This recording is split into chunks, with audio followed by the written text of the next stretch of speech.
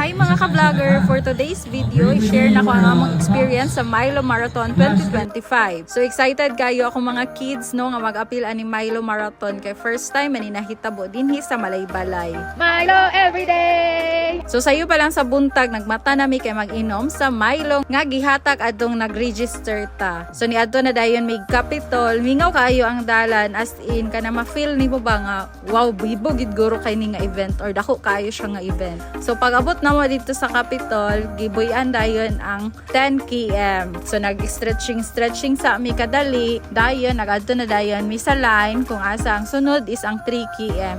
3 km ra ang among gikuha since first time man isa kong mga kids nga mag-apil og dagan-dagan. Kay ako dili gyud ko gadagan or di ko gapil og fun run, trail run or marathon kay kapuyan jud ko magdagan. Pabaklaya lang ko maski unsa ka taas or pa-hike ko. Ayaw lang gyud ko ipadagan-dagan kay bugat kayo ang kanang gibiyaan na rin ko nila no as in kusog kay managan akong mga anak so nabiyaan ko. Relax lang kay sayo pa ha. Relax lang kay sayo pa.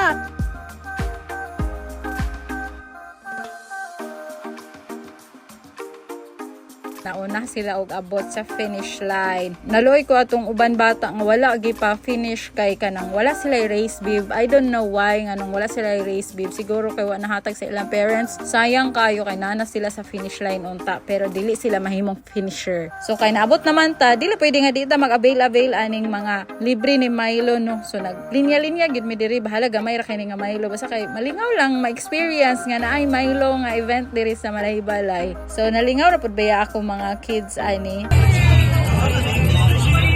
Tapos among pagbaklay-baklay nakita na mo si Mayor dili pwede nga dili mi makapa-picture. After naadto na dayon mi sa Jollibee. Diri gyud ang tinuod nga finish line kay diri ang post-race meal.